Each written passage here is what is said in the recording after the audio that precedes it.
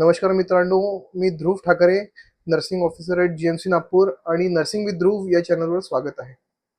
मी प्रयत्न करतो प्रत्येक वेळेस की मी एक स्वतः गव्हर्नमेंट सर्वंट आहे, नर्सिंग प्रॅक्टिस करते गव्हर्नमेंट सेक्टरमध्ये आणि माझ्यासोबत तुम्ही विद्यार्थी मित्रांनो पण एक गव्हर्नमेंटची जागा जी आहे ती वॅकन्सी तुम्ही तिथे क्वालिफाय करा.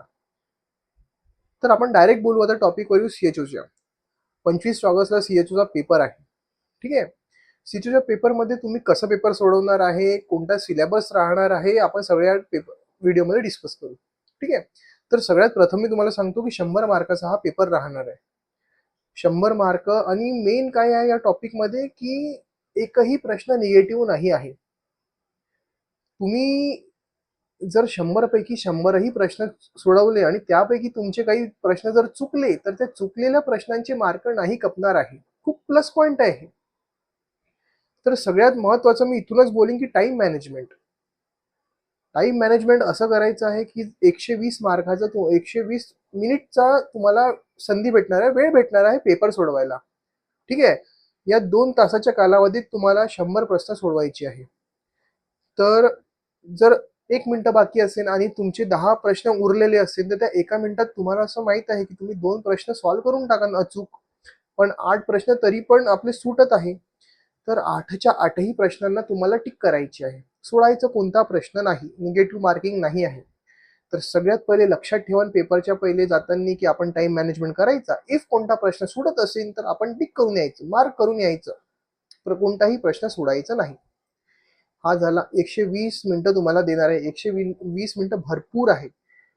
ठीक आहे. जर तुम्ही प्रत्येक प्रश्न तरी 1 मिनिट तरी घेतला ना तर तुमच्याकडे अधिक 20 मिनिटं राहतील. त्या 20 मिनिटात तुम्ही मॅथ्सचे प्रश्न असेल किंवा जीकेचा प्रश्न असेल ते तुम्ही चांगल्याने सॉल्व्ह करू शकता. त्यानंतर मी तुम्हाला सांगतो की कम्प्युटर बेस्ड हा पेपर राहणार आहे. तुमच्या समोर एक स्क्रीन राहील, हातात माऊस राहील, 4 ऑप्शन राहील स्क्रीनवर. त्या ऑप्शनवर तुम्हाला माऊस जायचं आहे, त्या गोलात टिक करायचं आहे. पेपरच्या 15 मिनिटा पहिले तुम्ही ते सगळे जे असतात ना ते जो प्रोसिजर देतात सांगितलं असते की हा कसं ओपन करायचा, माऊस कुठे जाणार आहे, माऊस कसा वर्क करणार आहे, तो माऊस बरोबर आहे की नाही, स्क्रीन बरोबर आहे की नाही, तुमची सिटिंग पोझिशन जी आहे ती बरोबर आहे की नाही, मागे विंडो तर नाही आहे, हे सगळं चेक करून टाका. कारण की माझ्यासोबत एकदा झालं होतं की मागे विंडो होती आणि तो पूर्ण प्रकाश माझ्या स्क्रीनवर येत होता आणि मला काही बरोबर दिसत नव्हतं. ठीक आहे. तर हे सगळ्या गोष्टी तुम्ही अगोदरच चेक करून टाका आणि गेल्याबरोबर तुमची सीट तुम्हाला अलॉट झाली आहे आणि त्याच्याबरोबर तुम्ही बसले की तुम्ही या 2-3 गोष्टी माऊस चालत आहे की नाही, सीट व्यवस्थित आहे की नाही, मागे स्क्रीनवर प्रकाश तर नाही येते, कुठून तुम्हाला आवाज तर नाही आहे, या सगळ्या गोष्टी आपल्या कम्प्युटर बरोबर चालू आहे की नाही चेक करून टाका. दुसरी मेन गोष्ट, तुम्ही गेल्यावर पॅनिक व्हायचं नाही आहे. इझी पेपर राहणार, नर्सिंग ॲस्पिरंटच राहणार आहे, तुमच्या सोबतची मुलंच राहणार आहे. एवढं आहे की तुम्ही जर प्रॉपर अभ्यास करून गेले तर तुमची जे सीट आहे ते कोणी तुमच्याकडून घेऊ नाही शकत. नॉर्मल जायचं, छान पाणी प्यायचं आणि मेन पोरं काय चूक करतात माहिती आहे का तुम्हाला, की गाणं ऐकत पेपर सोडवतात. म्हणजे जर ते घरापासून निघाले पेपर जायला, एक्झाम सेंटरमध्ये जायला तर म्युझिक ऐकत जातात कानामध्ये. त्यांना असं वाटतं की आपण रिलॅक्स होऊ. पण ही चूक कोणी करायची नाही. म्युझिकने काय होतं की ते परत परत जे म्युझिक असते ते आपल्या पेपरमध्ये आपल्याला आठवते, ते रिलिक्स आठवत असते. म्हणून गाणं ऐकायचं नाही, टाळायचं गाणं. 2 दिवस तर मी म्हणेन गाणं ऐकायचंच नाही कोणताच. नॉर्मल राहायचं, छान ब्रेकफास्ट करायचं सकाळी उठल्याबरोबर आणि पेपरला चाललं जायचं. आणि आता आपण डिस्कस करू सिलेबस. सिलेबस मी तुम्हाला सांगतो की 100 मार्काचा प्रश्न आहे. पूर्ण पेपर आहे. 100 पैकी 60 मार्क टोटल नर्सिंगला दिले आहे आणि 40 जे मार्क आहे ते 20 मार्क दिले आहे त्यांनी जीकेला आणि 20 मार्क दिले आहे NHM प्रोग्रामला. NHM अंतर्गत जे आपला सीएचओ पेपर होतो त्याच्यावर 20 मार्क आहे. तर मला असं वाटतं की कट ऑफ मोस्टली 75च्या वरती राहणारच राहणार.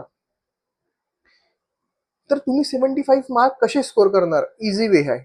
जास्त काही हार्ड कठीण नाही. इझी इझी आपण ठेवू, सगळं इझी ठेवू. 60 मार्काचा प्रश्न आहे. 60 पैकी मोर दॅन 50 स्कोर करा.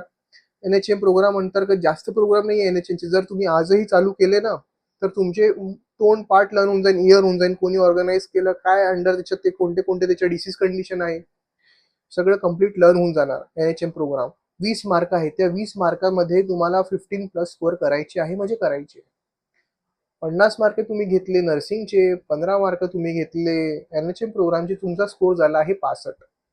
जी के असा टॉपिक आहे, खूप वास्ट टॉपिक आहे. तुम्ही जीके मध्ये काय वाचणार काय नाही, चालू घडामोडी, मागच्या घडामोडी, पुढच्या घडामोडी, तर ट्राय करा की यूट्यूबमध्ये जे पण येतं ना, यूट्यूब सगळ्यात बेस्ट आहे. जे पण तुमचं जे चालू रुटीन आहे ते वाचायचं, एकदा यूट्यूबवर व्हिडिओ बघून टाकायचा आणि मोस्टली टाईप करायचं की डीएमआर अंतर्गत जी के आलेले प्रश्न, मागील वर्षांचे प्रश्नाचे पूर्ण व्हिडिओ बघा. त्याचप्रमाणे ते सगळे लर्न करून टाका. आणि जी के असं आहे की तुम्ही 30 मिनिटं द्या, रोजचे 30 मिनिटं द्या. 30 मिनिटाच्या वरती अधिक वेळ देऊ नका जी साठी. मोस्टली टाइम तुमचा गेला पाहिजे नर्सिंगला, 20 पार्काचे जे NHM प्रोग्राम्स आहेत त्याच्यामध्ये. तर 30 मिनिटं सकाळी उठल्याबरोबर आपलं बघितलं जी के, बोर होतं युट्यूबचा व्हिडिओ बघितला जी केचा, चालू घडामोडी बघितल्या, त्यानंतर प्रिव्हियस इयरचे DMERचे आणि DHSचे आणि CHUचे जे पण जी के विचारलेले प्रश्न आहेत ते बघितले. ठीक आहे, असं तुम्ही जी के करू शकता. तर हा असा तुमचा अभ्यासक्रम राहणार आहे. माझ्या लास्ट व्हिडिओमध्ये मी माझे CHUचे टॉपिक कव्हर केले आहे, ज्यामध्ये नर्सिंगचे जे टॉपिक असतात, ज्याच्यातले मोस्ट फ्रिक्वेंटली आज क्वेश्चन्स जे विचारले आहे मागच्या वर्षात आणि जे नेहमी विचारतात ते मी नमूद केले आहे.